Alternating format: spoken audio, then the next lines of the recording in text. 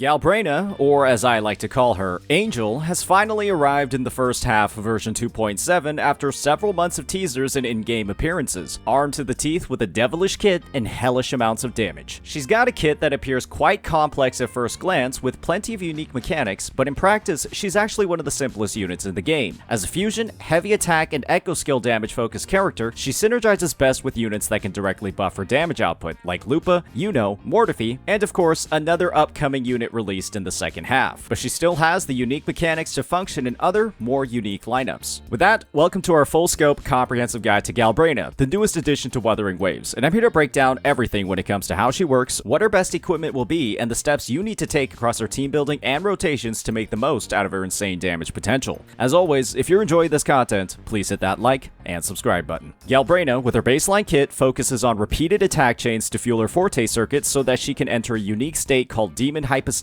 applying massive damage buffs to herself while gaining access to enhanced attacks. So naturally, her Forte circuit is where we'll begin. Galbrena begins the battle in her default state, Threshold, and during this state, she generates a resource called Synflame. The first method of generating this resource is through her normal attacks. Her basic attack consists of a 4-hit attack chain with varying damage types. Her first 3 attacks are considered heavy attack damage, while her 4th is echo skill damage. She can follow up with the final attack with another input to start a new attack chain from the second hit. Her heavy attack, on the other hand, is a 3-hit attack chain where the 3rd hit deals echo skill damage. She can interrupt this attack chain with a normal attack during stage 1 to transition to her second basic attack, or during stage 2 or 3 to transition to her third basic. Her mid-air attack, when held, unleashes a barrage of bullets at enemies below, and she can only use this attack once a jump. This costs stamina, and when ended, Galbrena will perform a plunging attack that can be followed up with a 3rd hit of her basic. When the attack button is tapped in the air, she'll immediately plunge instead. Another source of Synflame is Galbrena's resonant skill, Encroach. This attack simply dashes towards a target and flips off them, dealing heavy attack damage. The last source of Synflame is her Intro skill. This ability damages the enemy and can be followed up with the second hit of her attack chain. Building up Synflame is important because at max stacks, Galbrena gains access to an enhanced resonant skill, Ascent of Malice. This ability deals a small amount of damage to enemies and triggers Demon Hypostasis, converting all of her Synflame to Purging Flame and giving her access to a wide variety of enhanced attacks that all consume Purging Flame on hit. Her basic attack chain becomes Seraphic Execution, a 5-hit attack chain where the first 3 hits are heavy attack damage while the last 2 are echo skill damage. The 5th hit can be followed up with another attack chain to begin another chain at the 3rd stage. Her heavy attack, Flame Wing Verdict, is another 3-hit attack chain that functions very similarly to her baseline heavy attack, with the same cancels available to chain into other attack chains. Her mid-air attack is virtually identical to her baseline version, it just deals more damage, and her dodge counter can be followed up with the 4th hit of her basic attack chain. She also gains access to an enhanced resonant skill that shares a cooldown with her baseline one. In either Threshold or Demon Hypostasis stages, Galbrena can dodge while using any other attacks to cast Hellstride, which deals a flat 666 damage and cannot be buffed. This ability can't be used consecutively, can trigger dodges, and doesn't reset her basic attack chain. That's a lot of info in one Forte circuit,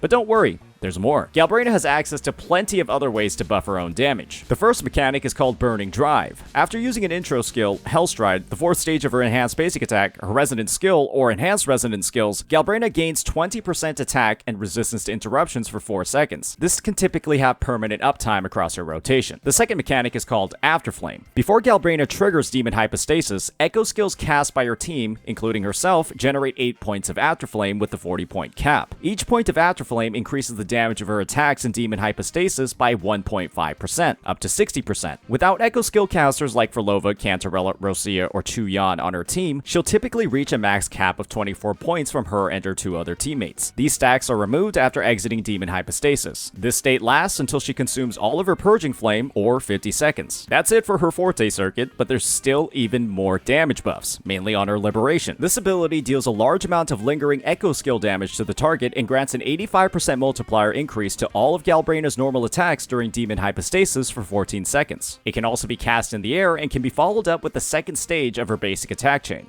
That's a lot of self-buffs. And when you factor in all of Galbrena's abilities, resources, and interactions with each other, she has a simple playstyle that involves rotating across your entire team to fill up Concerto and use echo skills, introing onto Galbrena, and then generating a full bar of Synflame through her normal attacks before casting her echo skill and triggering Demon Hypostasis with her enhanced resonance skill. From there, she'll attack enemies with her massive buffs, making sure to incorporate dodges and Hellstrides into her rotation while consuming all of her Purging Flame. She'll then exit Demon Hypostasis and then activate her her outro skill that simply deals a burst of damage to enemies. When it comes to her inherent skills, her first applies a debuff called Faded End to the target when virtually any of her attacks hit, with 4 max stacks. Each stack amplifies her damage to the target from nearly all of her attacks except her equipped Echo skill by 5%. Each stack lasts 5.5 seconds, and each unique attack can only apply 1 stack every 5 seconds. Her baseline resonance skills are both considered the same attack. Her second is a bit less impressive, simply generating 10 points of stamina every time she uses the final hit in her normal attack chains. Galbrena is a character that appears complex due to the massive number of resources built into her skill descriptions and teammate-based generation, but becomes much simpler to understand when you prioritize the buildup and consumption of Synflame and Purging Flame, viewing Afterflame as a resource fueled by Echo skill casts. Her damage output and self-buffs are absolutely absurd, and she has plenty of synergies across the roster without dedicating a full team of Echo skill casters to maximize her Afterflame buffs, but it's clear that she'll have a definitive best in slot releasing very soon. It's also important to keep in mind that her attacks deal Echo skill damage but don't actually count as Echo skills, so she'll have less synergy with units like Phrolova than you might think. When it comes to actually building Galbrena, starting off with her skill priority, you'll want to max out her Forte Circuit and then her Liberation, as they are her biggest sources of damage. Her basic attacks are next, and as they're frequently used in her rotation, and her intro skill and residence skill should both be kept at low priority to potentially save boss materials, as they barely scale at all with levels. Now let's talk about Galbrena's weapons, and it's clear she has some competitive options based off the existing pistol roster. Here's what the calculations are looking like using Static Mist, the standard 5-star, as the baseline. Credits to Pride1. Let's explain these results, starting off with her signature, Lux and Umbra. This weapon provides a typical attack and critical damage main stat, an attack bonus, and a split weapon effect that grants 24% heavy attack and 24% Echo skill damage amplification when an attack of the opposite type is used, and with both stacks active, 8% defense ignore. Galbrena's main source of damage comes from her enhanced attack chains, which alternate between the two damage types, making this her clear best in slot choice. It's her signature, after all. The next best option is another limited pistol, the Last Dance. This weapon provides a smaller base attack but a massive 72% critical damage, but its weapon effect, aside from its 12% attack buff, has no use at all on Galbrena, as she deals literally 0 resonance skill damage. However, it's a fine stat stick due to its great critical damage main stat that synergizes with Galbrena's best in slot Echo set. The third best choice is, of course, Static Mist, the standard 5-star pistol. This weapon provides a baseline blend of attack and crit rate for its stats and a fantastic ER weapon effect. However, its attack buff to the next unit on outro isn't that great outside of some teams with multiple DPS characters, but with teams like Mono Fusion available, it could still see some great use. The fourth best 5-star option is Chicona's, and this weapon is the opposite of Carlotta's, offering crit rate instead of damage. Unfortunately, this weapon effect is also useless outside of its attack buff, and crit rate isn't that great of a stat on Galbrena, as you'll easily overcap with 36%. Still, it's a fine stat stick. When it comes to 4-star options, Galbrena only has 2 real choices. The first is the new Battle Pass pistol that provides a stacking attack and heavy attack damage bonus as normal attacks are used, but the base stats on the weapon are quite poor compared to its 5-star options, making it fall behind quite significantly. The other 4-star is the Renacita Craftable. Galbrena can typically maintain full uptime on this weapon effect over her rotations, but the weapon lacks critical stats compared to other choices. With the standard 5-star pistol being easily accessible on the selectable standard weapon banner, there's no real reason to consider any other options on the roster on a budget, so go with Static Mist in most scenarios. Now it's time to talk about Galbrena's Echoes, and she has a clear best in slot with the 3-piece Flamewing Shadow set that grants 20% crit rate to heavy attacks and Echo skills when the other attack type is used, and with both effects active, an additional 16% fusion damage. This set is tailor-made for Galbrena's kit, and she easily maintains full uptime on the effect.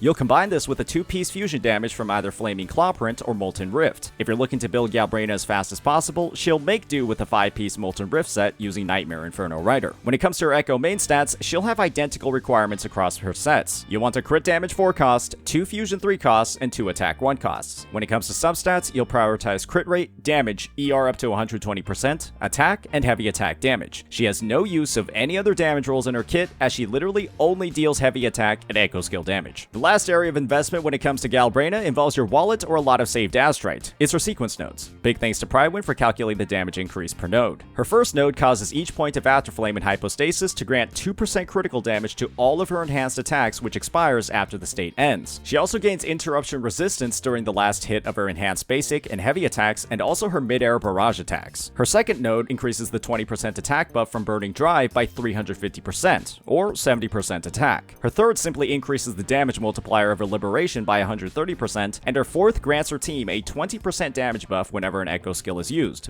by anybody. Her fifth node increases the damage multiplier of her Resonance skills by 150%, and her 6th node, the big one, transforms Demon Hypostasis into Eternal Hypostasis, granting her an additional 60% damage multiplier on all of her enhanced attacks and up to 35% fusion damage amplification on those attacks based on Afterflame consumed. This one is massive. Now that we've covered Galbrena's build, let's get into some of her teams in optimal rotations, and unfortunately, her best in slot teammate won't be available until the second phase. However, she's still got plenty of incredibly competitive options. Her best current partners will be units like Lupa, Brant, Iuno, Mortefi, and Phrolova, giving her a great blend of premium and free-to-play lineups. Galbrena's best team on release will feature Galbrena as the DPS, Brant as the sustain, and Lupa as the buffer. You'll start off on Lupa with a resonance skill into her liberation, and then her enhanced resonance skill. From there, you'll spam basic attacks until you'll trigger her air attack and then her enhanced heavy attack, following up with her Dance of the Wolf climax, echo skill, and then outro skill to Brant. Brant will then intro in, use a liberation, and then spam basic attacks in the air until his forte circuit is filled. You'll then drop his anchor, echo skill, and then outro skill to Galbrena. Galbrena will then perform a full basic attack chain, and then follow up with 2 hits in a second attack chain, fully filling her forte circuit to then use an echo skill and then enhanced resonance skill to enter Demon Hypostasis. From there, she'll use her liberation and then perform a full enhanced attack chain, immediately chaining into the second enhanced attack chain before outro skilling to Lupa to begin another rotation. This team doesn't fully leverage Galbrena's Afterflame damage buff as there are only 3 out of 5 echo skills, but still has plenty of fusion related buffs from Lupa's Flaming Clawprint Sonata set and her pack hunt effects to keep the team's damage high. For a high performance budget option with no sustain, you can opt to slot in Mortefi instead of Brant if you're confident in your dodging. Another more traditional hypercarry team for Galbrena will feature Mortefi or Iuno as the sub DPS and Shorekeeper or Verena as the support. This team will focus on stacking together outro skill buffs focused on heavy attack damage for Galbrena. For this example, we'll show Shorekeeper and Mortefi. You'll open up the rotation by generating Concerto on Shorekeeper, and when close to filled, use her echo skill and liberation before outro skilling to Mortefi. Mortefi will then use a resonance skill, enhance resonance skill, and then fire off basic attacks until his forte circuit is filled again for a second enhanced skill before using his liberation, Heron, and then swapping to Galbrena to perform the same rotation covered previously. If you're looking for ways to optimize this rotation with some swaps and dodge cancels, or slot in Verena, make sure to check out my rotation guide for these units linked in the comments. If you're using this team with Iuno, when she enters the field after your support's outro skill, you'll echo skill and then immediately cast her liberation before pressing space to enter the full moon state. From there, you'll fire off 3 basic attacks and then use 2 enhanced skills before finishing up with her enhanced heavy attack before outro skilling to Galbrena. The last team that will feature is a full echo skill oriented lineup with Phrolova as the second DPS and Cantarella as the sustain. For this team, you'll start off the rotation on Phrolova, alternating between 3 basic attack chains and resonant skill casts, as well as echo skill casts to follow up with your enhanced skill or enhanced basic to generate 6 chords. From there, you'll use her Scarlet Coda heavy attack and then her liberation before outro skilling to Galbrena, who will perform the identical rotation to the previous teams. From there, Cantarella will intro skill in, basic attack, and resonant skill, and then cast her liberation. You'll then heavy attack to enter Delusive Dive, use her first enhanced resonant skill, then basic attack 3 times before using her second. Then you'll top over Concerto with more basic attacks and then outro skill back to Phrolova. This team maintains full uptime on max Afterflame points after the first rotation, and this team's damage ramps up significantly over time. Phrolova provides 2 echo skill casts, while Cantarella provides 4, and Frolova's heavy attack outro still boosts a good portion of Galbrena's overall damage. However, it's clear that this team typically performs better with Rosia in the lineup as opposed to Galbrena, but it can be fun to give this team a try. When it comes to quick swap or more traditional dual DPS lineups, Galbrena has a fair amount of potential to work in these teams as her personal damage buffs are tied to her liberation and hypostasis state that doesn't expire on swap. Since this is an early release guide made for the average player, we won't dive too much into her advanced mechanics for now. Since we covered Galbrena's team rotation, it's time to talk about hers, and she has one of the most simple baseline rotations in the game that's extremely easy for beginners to figure out. After intro skilling in, you'll simply repeatedly use basic attacks until your forte circuit is filled. Then you'll echo skill, trigger Demon Hypostasis with her enhanced skill, and then use her liberation to fully activate all of her personal buffs. Then you'll perform a basic attack chain, and then another basic attack chain, which should consume all of your Purging Flame and end Hypostasis, after which she just outro skills to another teammate. With that said, her dodge counters during Hypostasis deal an insane amount of damage and should be actively used whenever the opportunity arises from the enemy's attacks. This is an early guide, so know that there might be more ways to optimize Galbrena's rotation further, so be on the lookout for more follow-up content if you're interested in new tech. At the end of the day, Galbrena is one of the most powerful DPS characters released in Wuthering Waves that has an incredibly simple playstyle, but it's clear that she has some built-in restrictions across her kit that don't allow her to reach her full potential without some tailored teammates. However, she still performs admirably in more free-to-play friendly lineups featuring units like Mortefi and Verena, but doesn't quite reach the ceilings that prior releases like Augusta have claimed. Because of her reliance on teammates' echo skills to fully maximize her damage buffs, I can't rate her at the same level of other releases like Carlotta, Camellia, or Augusta, but it's undeniable that she has some interesting synergies with some existing units like Phrolova that can spice up her potential in the future. It's also clear that she's the first true limited fusion DPS, and she's elevated mono fusion's potential even higher for those that have already invested in the team. But you also have to keep in mind that Encore is another option you could always use to fill Galbrena's niche. She's far from a must-pull,